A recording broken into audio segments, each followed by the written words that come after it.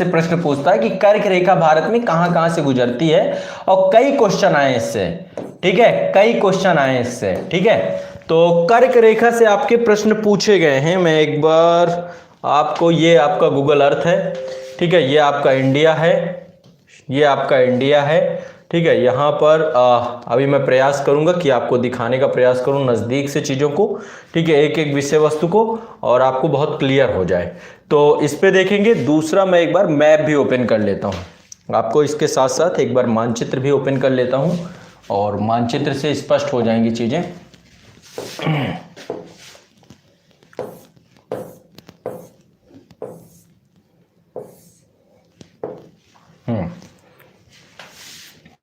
ठीक है,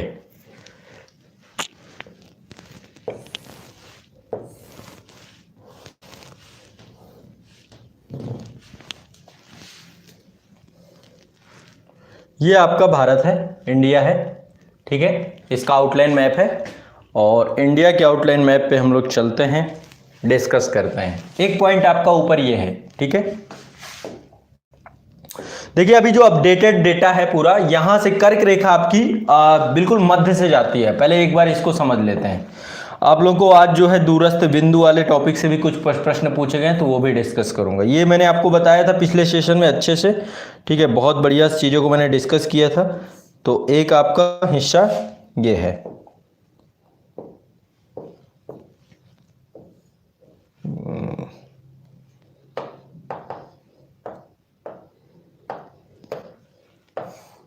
ठीक, एक हिस्सा ये है, एक हिस्सा ये है, ये आपके सबसे दूरस्थ बिंदु हैं। अभी इनके बारे में चर्चा करेंगे।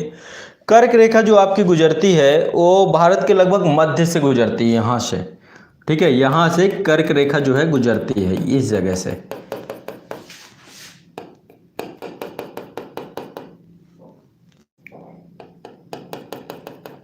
ऐसे कर्क रेखा गुजरती है। कर्क रेखा जो है, अब इसको एक बार कर्क रेखा को समझ लो, ये भी जरूरी है आप लोगों के लिए। कर्क रेखा क्या है?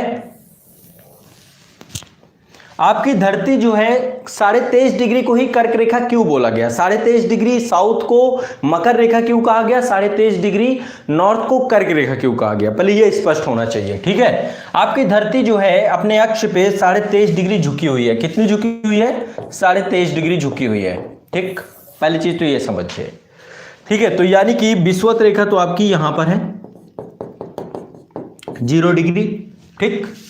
अब ये जो कर्क रेखा और मकर रेखा, इन दोनों का नामांकन किया गया, इसका आधार क्या है? कर्क रेखा और मकर रेखा दोनों के नामांकन का आधार जो है वो पृथ्वी के झुकाव के कारण, पृथ्वी के अपने अक्ष में कोणीय झुकाव के कारण सूर्य के आवागमन की स्थिति को लेकर के है। सूर्य का आवागमन, सूर्य का आवागमन कैसे? यहां पे मान लीजिए सन है, ये सूर्य है, ठीक है। तो वर्ष भर सूर्य जो है दो रेखाओं के बीच में, चूंकि धरती 23.5 डिग्री टिल्टेड है, तो सूर्य जो है 23.5 डिग्री साउथ और 23.5 डिग्री नॉर्थ के ऊपर नीचे जो है क्या करता रहता है? आवागमन करता रहता है। कभी उत्तरायण होता है, कभी दक्षिणायन होता है। 23.5 डिग्री साउथ, 23.5 डिग्री नॉर्थ, सूर्य जो है इसी के ऊपर नीचे आता है। जब कभी उत्तरायण होता है तो 23.5 डिग्री पे लंबवत चमकता है, और जब कभी दक्षिणायन होता है तो 23.5 डिग्री दक्षिणी गोलार्ध पे लंबवत चमकता है, ठीक है। तो इसलिए 23.5 डिग्री उत्तरी अक्षांश को कर्क रेखा कहा जाता है। क्या कहा जाता है बच्चों? कर्क रेखा कहा जाता है, कर्क रेखा। और 23.5 डिग्री दक्षिणी अक्षांश को मकर रेखा कहा जाता है, मकर रेखा कहा जाता है, ठीक है। अब बात करते, चूंकि कर्क रेखा क्या है? भारत के, यदि हम कर्क रेखा की बात करें तो कर्क रेखा भारत के लगभग मध्य से होकर गुजरती है। इसको एक बार देख लेते हैं। भारत के लगभग मध्य से होकर के गुजरती है, ठीक है। यह है इंडिया का मैप है, मानचित्र है, और यहां पर हम एक बार इसको डिस्कस कर लेते हैं पूरे विषय वस्तु को। लगभग मध्य से ये कर्क रेखा है आपकी। क्या है ये? कर्क रेखा, ठीक है। कितनी है? 23.5 डिग्री उत्तरी अक्षांश। ये जरूर स्पष्ट कर देना है, क्योंकि दक्षिणी 23.5 डिग्री तो दक्षिण में भी है ना, तो मकर रेखा हो जाएगी। ऑस्ट्रेलिया से होकर जाती है 23.5 डिग्री दक्षिणी अक्षांश मकर रेखा, बिल्कुल मध्य से। तो पहला प्रश्न तो ये पूछता है कि किन किन राज्यों से होकर गुजरती है। पहला तो ये स्पष्ट होना चाहिए आप लोगों के दिमाग में। तो अब किन किन राज्यों से होकर गुजरती है? 8 राज्यों से होकर गुजरती है। 8 के 8 राज्यों के यहाँ पर आप लोगों को नाम याद होने चाहिए क्रम से, बहुत ज्यादा कुछ नहीं है इसमें, क्रम से आपके 8 के 8 राज्यों के नाम याद होने चाहिए। पहला है, यहां से मैं एक एक राज्य जो है लेके चल रहा हूं, ये है आपका गुजरात। क्या है? गुजरात। रट लेना आज मेरे के साथ, आज के बाद आपका नहीं भूलना चाहिए। दूसरा है राजस्थान। दूसरा राजस्थान। राजस्थान के छोटे से हिस्से से, जो आपका दक्षिणी राजस्थान वाला हिस्सा है, थोड़ा सा हिस्सा राजस्थान है। फिर इसके बाद एमपी, मध्य प्रदेश, बड़ा हिस्सा पूरा मध्य प्रदेश पे भी लगभग 20 से ही जाती है। मध्य प्रदेश के बाद देखो बच्चों, यहाँ पे छत्तीसगढ़ नहीं है ना उत्तर प्रदेश है, झारखंड है, यहाँ पे झारखंड है। ठीक है। इसके बाद है आपका पश्चिम बंगाल, वेस्ट बंगाल। ठीक है। उड़ीसा नहीं है यहाँ पे, हाँ माफ कीजिएगा, छत्तीसगढ़ भी है इसमें। ठीक है। यहाँ पे उड़ीसा नहीं है। उड़ीसा, बहुत सारे लोग उड़ीसा ये कंफ्यूज करता है, जितने भी क्वेश्चन आए सब में उड़ीसा पूछा गया है, तो उड़ीसा नहीं है इसमें। उड़ीसा बिल्कुल भी नहीं है, आपको उड़ीसा को नहीं रखना है। यहाँ पे छत्तीसगढ़ है, छत्तीसगढ़ से होकर के भी जाता है। गुजरात, राजस्थान, मध्य प्रदेश, छत्तीसगढ़। यूपी नहीं है, उड़ीसा नहीं है। यहाँ पे उड़ीसा देखो, काफी नीचे उड़ीसा, एक बार देख लेते हैं। उड़ीसा यहाँ पे है, ये बिल्कुल नहीं है। उत्तर प्रदेश यहाँ पे है, ये बिल्कुल नहीं है। आपका क्या है? गुजरात है, राजस्थान है, एमपी है, छत्तीसगढ़ है, झारखंड है, वेस्ट बंगाल है। अब यहाँ पर ये वेस्ट बंगाल के बाद बांग्लादेश आ जाता है, लेकिन 2 राज्य आपके नॉर्थ ईस्ट इंडिया के हैं, जिनमें त्रिपुरा है और दूसरा मिजोरम है। तो ये दोनों को भी याद रखना है आपको। एक है यहाँ पे आपका त्रिपुरा और दूसरा है मिजोरम। ये 8 स्टेट हैं। कितने स्टेट हैं? 8 राज्य हैं। 8 राज्य। एक बार फिर से मैं यहां से क्रम से लिखूंगा। पहला है आपका गुजरात, रट लो गुजरात। ठीक है। कोई शॉर्टकट नहीं चलेगा, शॉर्टकट से याद नहीं होगा। दूसरा है राजस्थान। तीसरा है आपका एमपी। ठीक है, मध्य प्रदेश। चौथा है आपका छत्तीसगढ़। ठीक है। इसके बाद आपका नेक्स्ट है झारखंड। 6वें नंबर पे है वेस्ट बंगाल। 7वें नंबर पे है त्रिपुरा। ठीक है। 8वें नंबर पे है मिजोरम। तो ये आपके जो है 8 स्टेट है। इन 8 के 8 स्टेट आपके दिमाग में बैठ जाने चाहिए। पहला क्वेश्चन तो ये पूछता है, लेकिन मुद्दा है कि यहीं तक बात नहीं रहती है, बात आगे तक जाती है। बात यहीं तक नहीं है, बात इसके आगे तक जाती है। जैसे कुछ क्वेश्चन मैं आपको दिखाता हूं, कई जगहों पर क्वेश्चन के मतलब कि कर्क रेखा के आसपास के शहरों के बारे में पूछ लेता है कि सबसे नजदीकी कौन है कर्क रेखा के, कौन कर्क रेखा के सबसे नजदीकी बसा हुआ है। तो ये भी पूछा जाता है, इससे भी प्रश्न पूछे गए हैं। जैसे भोपाल है ना। अब यहाँ पे आपको 2-3 चीजें हैं। यहाँ पे अहमदाबाद है। अहमदाबाद कर्क रेखा के काफी नजदीक है और कर्क रेखा से नीचे है, यानी कि दक्षिण की तरफ है, नीचे की तरफ। यहाँ पे है अहमदाबाद। ठीक है। मैं एक बार इसको आइडेंटिफाइड कर देता हूं। यहाँ पे है अहमदाबाद। इसके इसी तरीके से अहमदाबाद मतलब कि गांधीनगर इसकी राजधानी है, लेकिन देखा जाए तो गुजरात में एक महत्वपूर्ण केंद्र बिंदु के तौर पे, जैसे यूपी में गाजियाबाद है, कानपुर है, वैसे यहाँ पे अहमदाबाद है। गांधीनगर बिल्कुल नजदीकी है। ठीक है, अहमदाबाद। इसके बाद दूसरा है आपका भोपाल भी बिल्कुल यहीं पे नजदीक है, मतलब थोड़ा सा नजदीक ही है। भोपाल भी कर्क रेखा के थोड़ा सा नीचे ही है।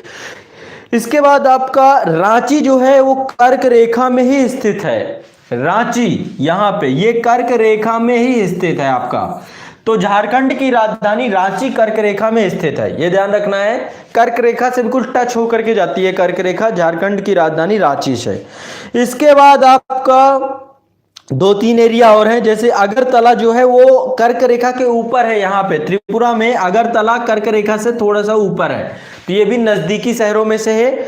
और एक आपका यहाँ पे, ठीक है, तो ये आपको थोड़ा सा मोटा मोटी पता होना चाहिए, विदिशा भी कर्क रेखा के नजदीक है। विदिशा भी कर्क रेखा के नजदीक है। विदिशा पड़ता है एमपी में, यहीं पर सांची का स्तूप भी है, तो आपको ये भी पता होना चाहिए। तो ये जो है मोटा मोटी ऐसे भी प्रश्न पूछे गए हैं, कई सारे क्वेश्चंस ऐसे आए हैं। जैसे एक क्वेश्चन है, निम्नलिखित नगरों में से कौन सा कर्क रेखा के निकटतम दूरी पर स्थित है ना। तो आपको पता होना चाहिए कि कौन सा सबसे निकटतम है। और यहाँ पे गांधीनगर भी है, वो भी कर्क रेखा के बहुत नजदीक है। अहमदाबाद है, यहीं पे गांधीनगर है। तो आपको मैं एक टास्क देता हूं, ये काम आप लोग करेंगे। आप अपने घर में ब्लैंक मैप उठाएंगे, ब्लैंक मैप ले लेंगे, ब्लैंक मैप में कर्क रेखा जहां पे है वहां पे हाइलाइटर से ड्रॉ कर लीजिएगा, ठीक है, कर्क रेखा। और या फिर आप जो आपका एटलस है, ठीक है, एटलस में आप कर्क रेखा वाले हिस्से को क्या करेंगे, ड्रॉ करेंगे। और ड्रॉ करने के बाद ऐसे ड्रॉ कर लेंगे, ठीक है। एक बार मैं आपको यहां पे दिखा देता हूं। ये जैसे कि, माफ कीजिएगा,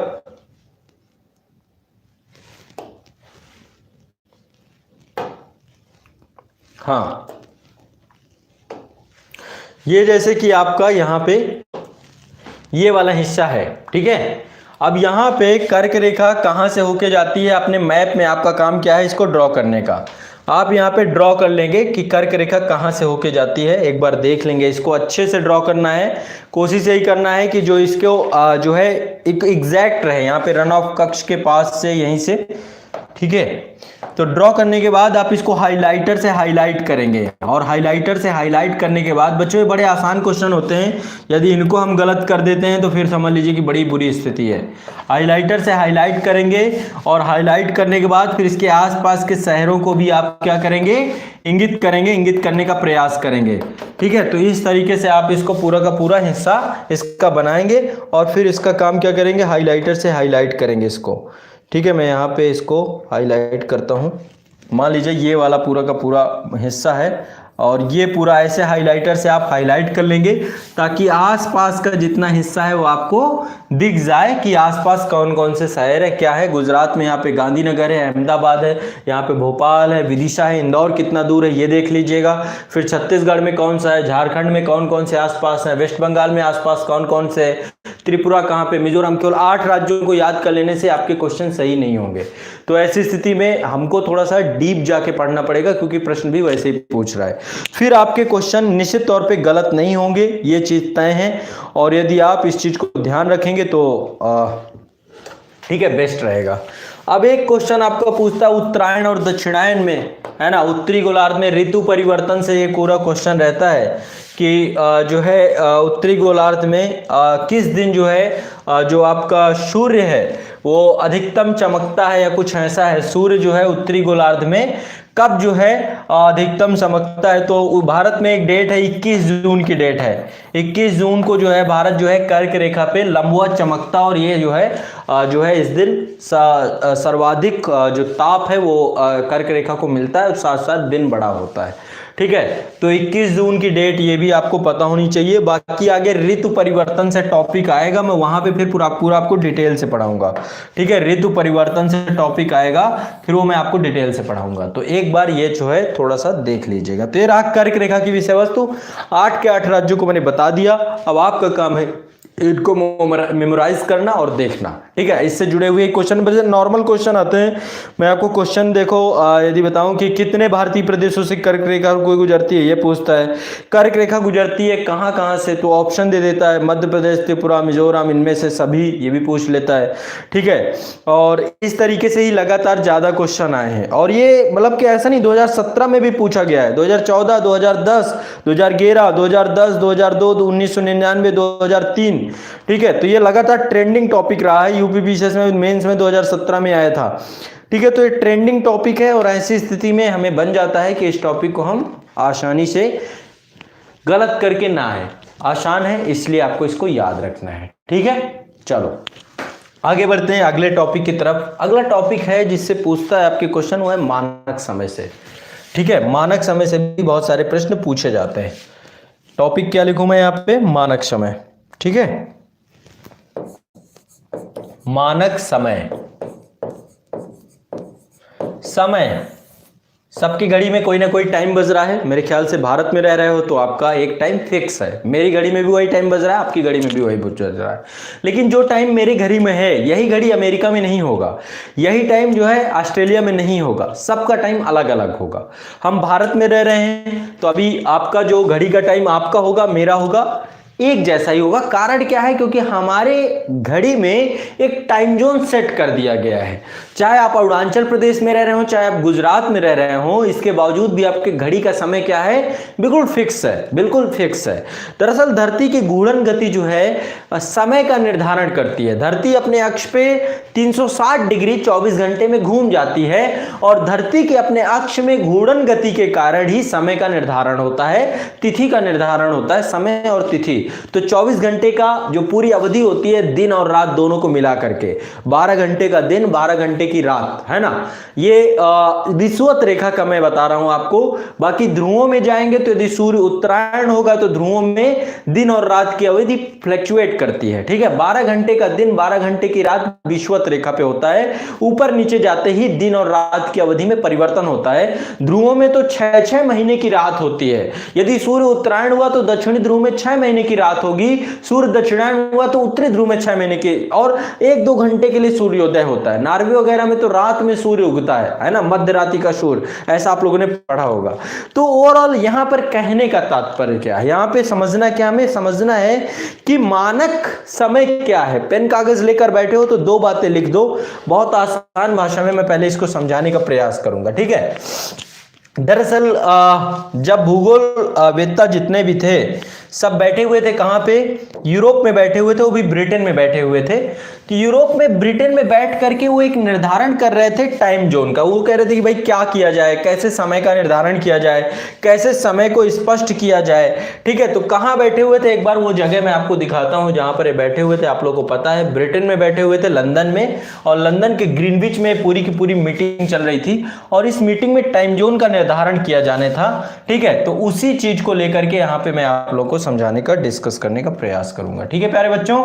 ठीक है, चलो आते हैं, इसको भी डिस्कस करते हैं, टाइम जोन को भी समझने का प्रयास करते हैं। टाइम जोन क्या है और कैसे इसका निर्धारण किया जाता है।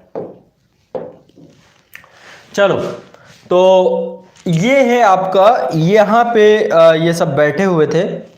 ये यहीं पे लंदन है, ठीक है। ये ब्रिटेन है आपका, ये पूरा यूरोप का मानचित्र है, आप देख सकते हैं यूरोप है, और यूरोप में यहाँ पे अफ्रीका है। ये आपका जितने भी यहाँ पे, ये है आपका, मैं आपको दिखा रहा हूँ, ये है ब्रिटेन, यहाँ पे ब्रिटेन है। तो यहीं पर बैठे हुए थे, यहीं पे लंदन है, लंदन में ग्रीनविच है ना, ग्रीनविच एक जगह है, ग्रीनविच वेधशाला। तो वही वेधशाला पे मीटिंग चल रही थी। तो उन्होंने कहा कि एक काम करते हैं, यहां से एक लाइन ड्रॉ कर देते हैं, इसी जगह से एक सीधी लाइन, एक देशांतर रेखा, यानी कि ग्रीनविच से गुजरने वाली जो देशांतर रेखा थी, इन्होंने देशांतर रेखा का नाम दे दिया 0 डिग्री। क्या नाम दे दिया? 0 डिग्री, ग्रीनविच देशांतर से। और इसको बोल दिया कि ये क्या है? मानक मध्याह्न रेखा है। क्या है ये? एक मानक मध्याह्न रेखा है। क्या नाम दे दिया इसका?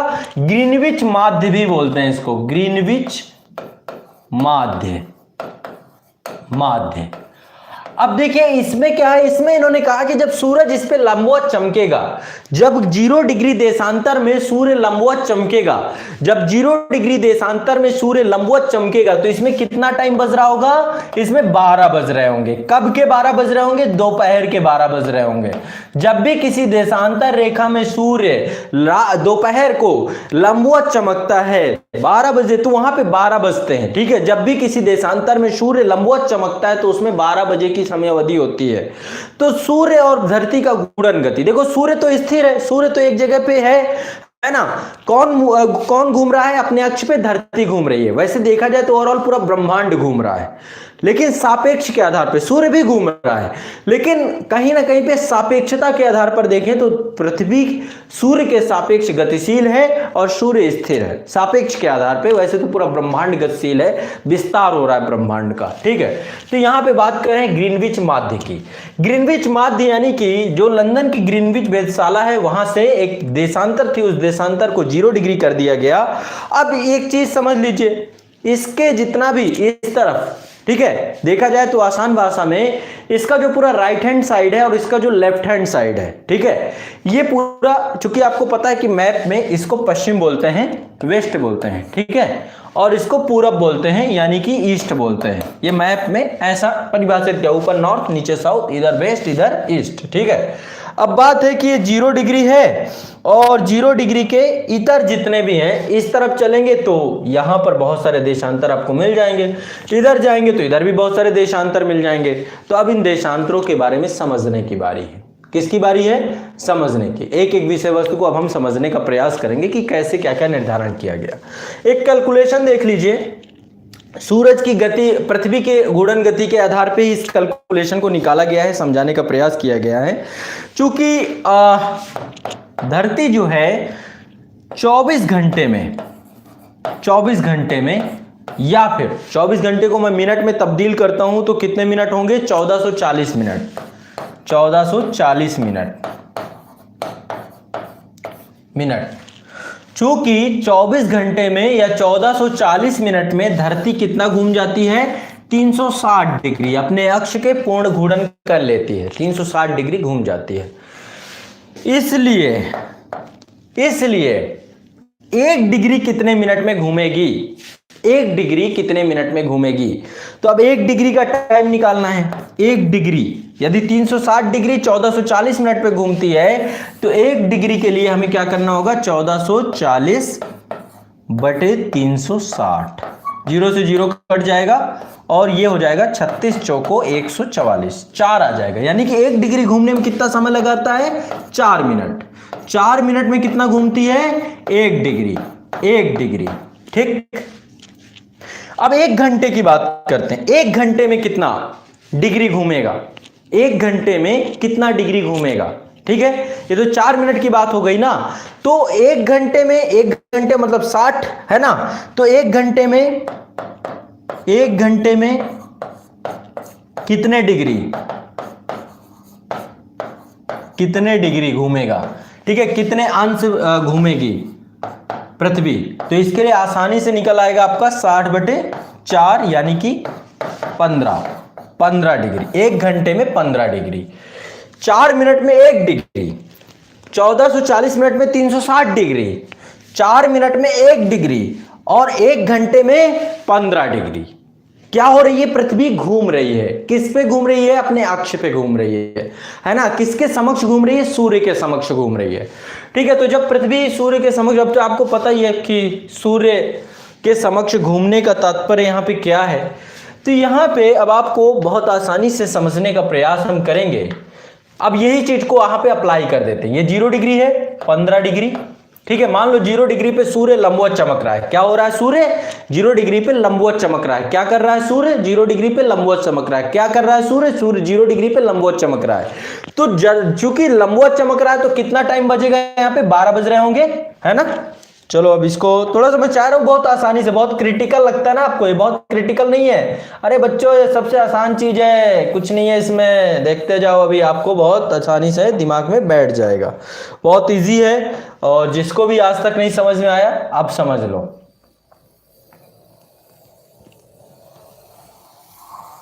ठीक,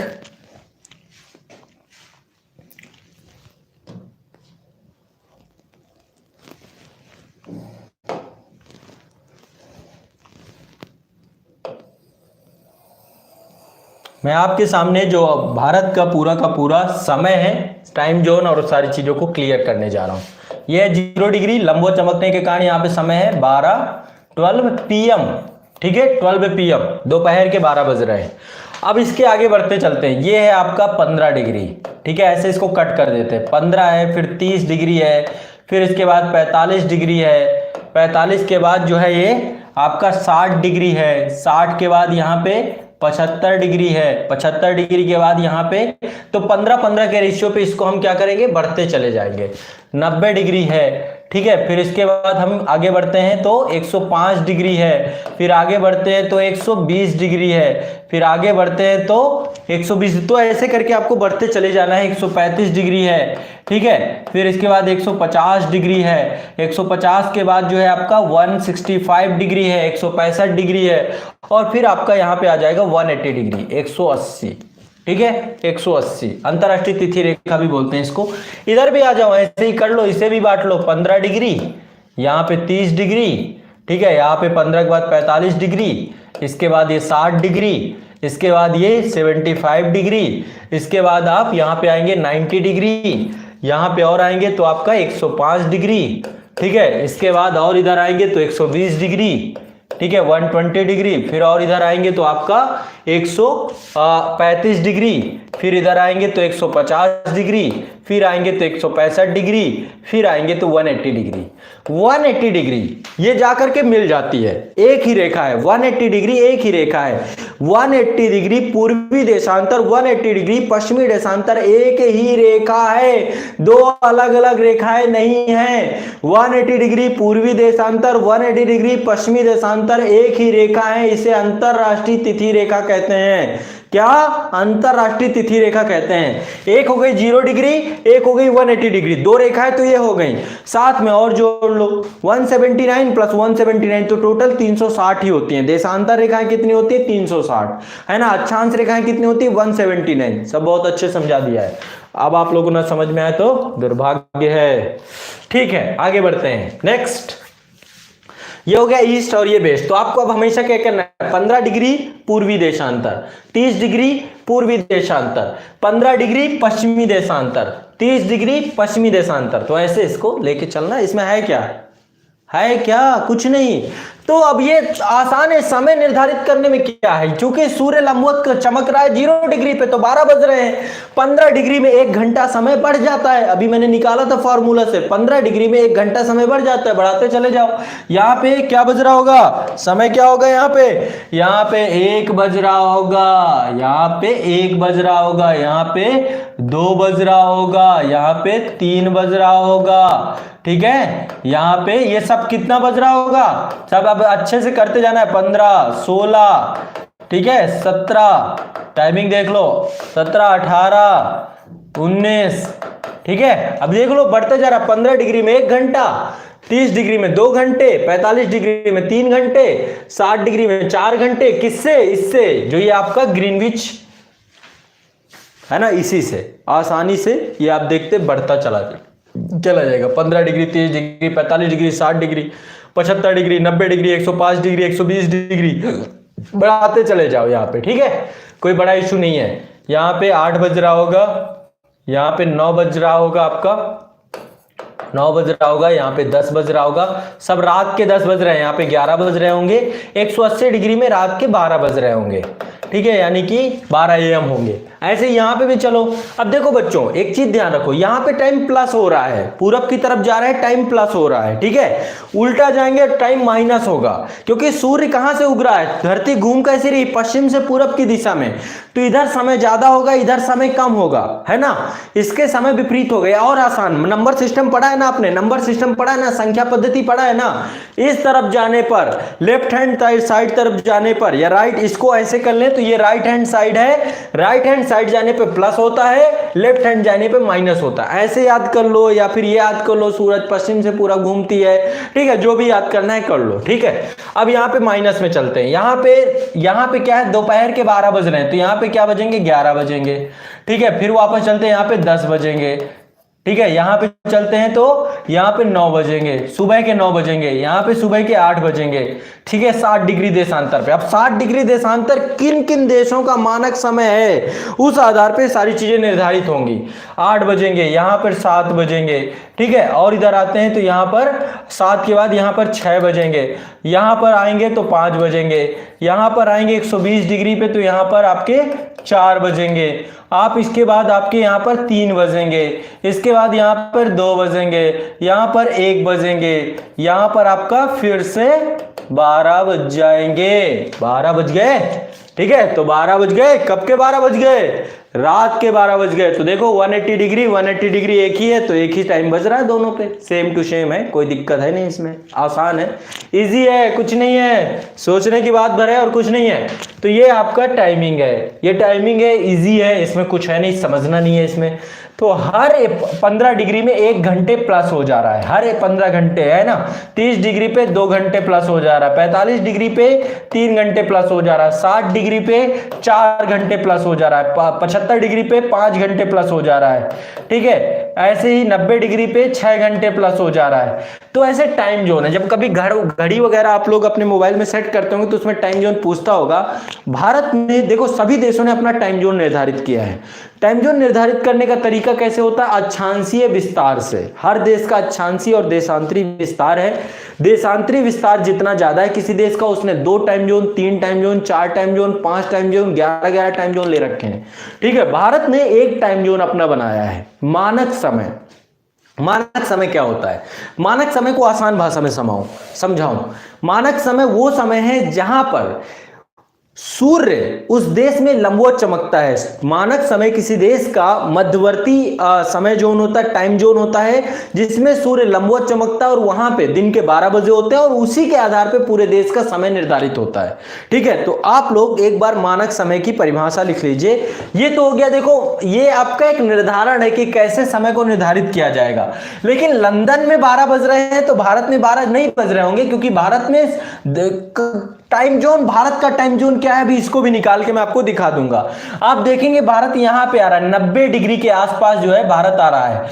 भारत से देखें तो भारत का देशांतरी विस्तार कितना था, मैंने कल आप लोग को पढ़ाया था 67, है ना, 678, यही था ना, 67 डिग्री 8 मिनट, यही था ना, 67 डिग्री 8 मिनट, 678 और 97 डिग्री 25 मिनट, इतना था ना भारत का टाइम जोन।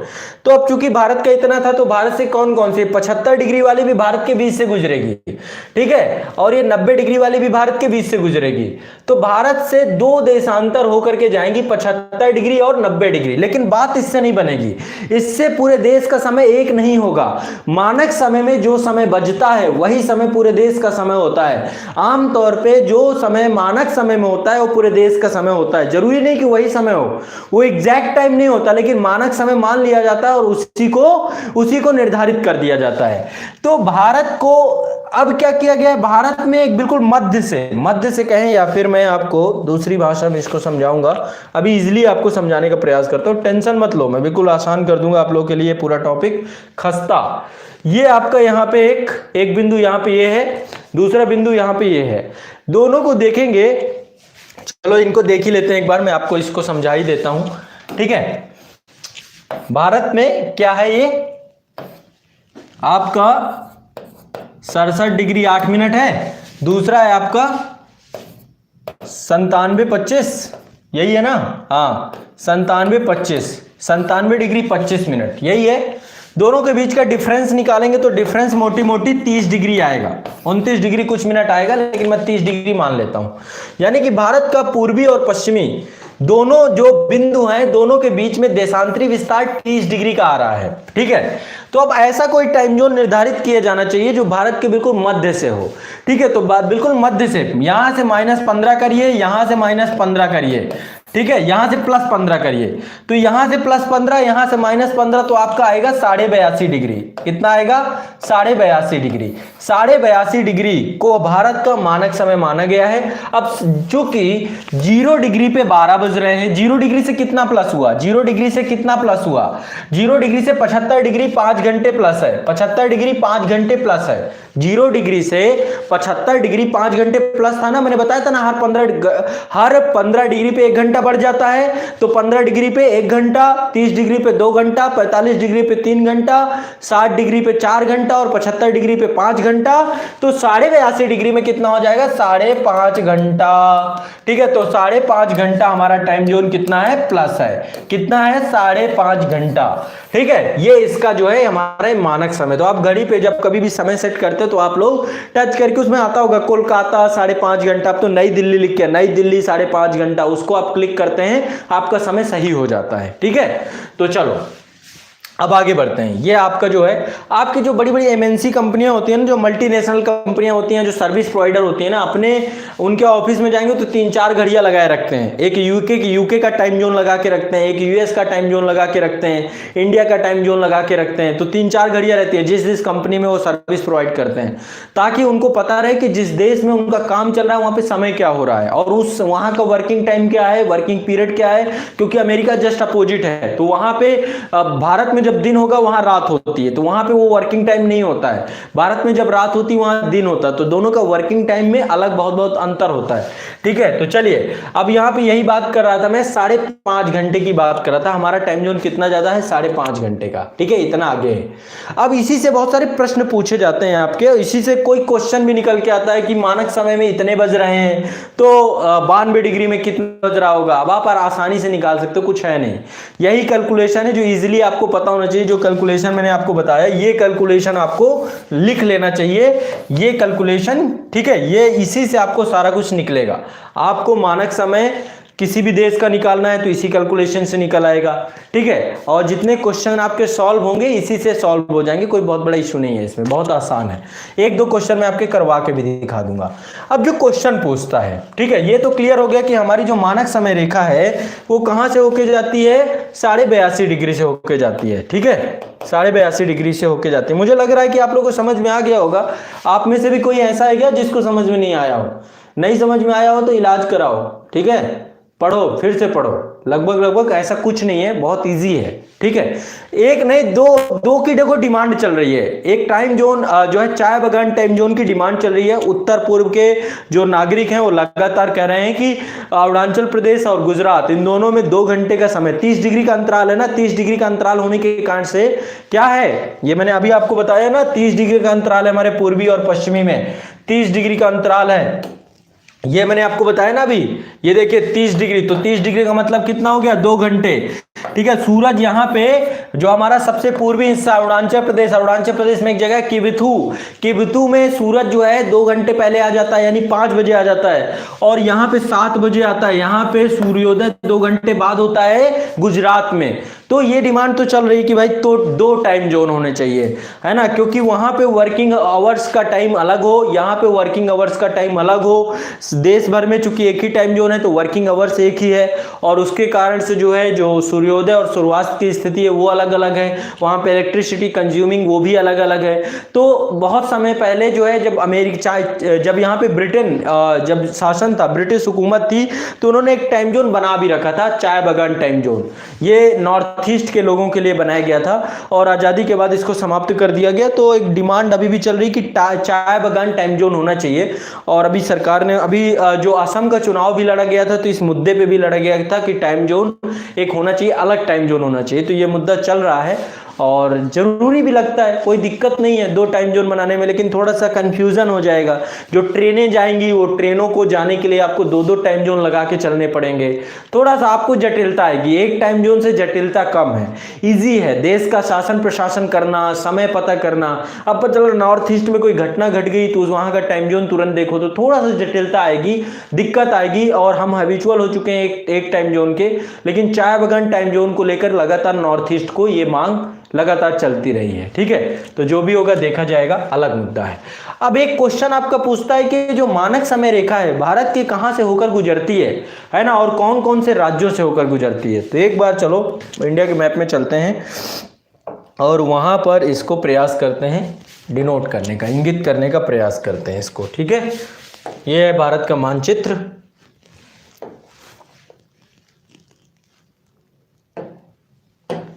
तो ये मानक समय रेखा है आपकी, और ये कहां से होके गुजरती है, एक बार ये आप लोग देख लीजिएगा, 82.5 डिग्री। ठीक है, एक बार इसको फिर से मैं एक बार समझा देता हूं आपको इजीली, ताकि समझ में आ जाए मानक समय क्या है। ठीक है, ये आपका है 68 डिग्री 7 मिनट, ये आपका है 97 डिग्री 25 मिनट। ये दो आपके देशांतरी विस्तार है, भारत पूर्वी देशांतर पे है, पूर्वी गोलार्ध पे है, ये दोनों पूर्वी देशांतर है। 68 डिग्री 7 मिनट पूर्वी देशांतर, 97 डिग्री 25 मिनट पूर्वी देशांतर। दोनों के बीच का डिफरेंस कितना निकलता है? लगभग 30 डिग्री के आसपास। ठीक है, तो यानी कि भारत का जो देशांतरी विस्तार है 30 डिग्री के आसपास है। तो हमें एक ऐसा देशांतर चाहिए जो पूरे भारत के समय को डिनोट कर सके। वहां पर बजने वाला समय पूरे भारत का समय होना चाहिए। तो इससे 15 माइनस कर दीजिए, इससे 15 प्लस कर दीजिए। ठीक है, इससे 15 माइनस कर दीजिए, इससे 15 प्लस कर दीजिए। तो यहां से 82.5 डिग्री, 82.5 डिग्री, ठीक है, कितनी है? 82.5 डिग्री रेखा जाती है, और यही रेखा पे जो समय बज रहा होता है पूरे देश का समय माना जाता है। तो ये कहां कहां से होके जाती है? 5 राज्यों। सबसे पहले तो इलाहाबाद के नैनी से जाती है, एक चीज तो ये दिमाग में बैठा लो। ठीक है, कहां से होके जाती है? आप जाएंगे तो इलाहाबाद के नैनी पे हमारा जो मानक समय रेखा का सेंटर है, वहां पे लिखा है मुस्कुराइए, आप मानक समय रेखा पर खड़े हैं। ठीक है, तो मानक समय रेखा जो है आपकी ये है, ये नैनी से होके जाती है, इलाहाबाद के नैनी में प्रयागराज, मैं इलाहाबाद बोल रहा हूं, प्रयागराज, प्रयागराज। ठीक है, नाम बदल गया है, नाम परिवर्तित हो गया है। तो प्रयागराज के नैनी से होके जाती है। पहली चीज तो आपको ये दिमाग में याद कर लेना है भारत की। अब इसके बारे में थोड़ा सा आसान भाषा में, किसी देश के किसी एक मध्यवर्ती देशांतर में स्थानीय समय को पूरे देश का समय मान लिया जाता है, तो हमारा ये मध्यवर्ती देशांतर है जिसके समय को पूरे देश का, इसमें जो टाइम बज रहा होगा वही टाइम पूरे देश में माना जाता है। जो टाइम 82.5 डिग्री देशांतर में बज रहा होता है वही पूरे देश में। हर देश का अपना अलग अलग है, उसी तरीके से भारत में। तो पहली चीज तो ये, ठीक है, ये कहां से जाती है? प्रयागराज के नैनी से होके जाती है। भारतीय मानक समय इंडिया जो आपका स्टैंडर्ड टाइम है ग्रीनविच माध्य से कितना आगे है? 5 घंटा 30 मिनट आगे है। 5 घंटा 30 मिनट ये आगे है, 5 घंटा 30 मिनट आगे है। कितना आगे है? 0 डिग्री से, जो 0 डिग्री देशांतर है उससे 5 घंटा 30 मिनट आगे है। ये कैसे है मैं बता चुका हूं। 15 डिग्री में एक घंटे का डिफरेंस होता है, ये 82.5 डिग्री है। 75 डिग्री में 5 घंटे का, 7.5 डिग्री और हो गया, तो इसमें आप आधे घंटा और जोड़ दीजिए। ठीक है, तो आपका 5.5 घंटा आगे है।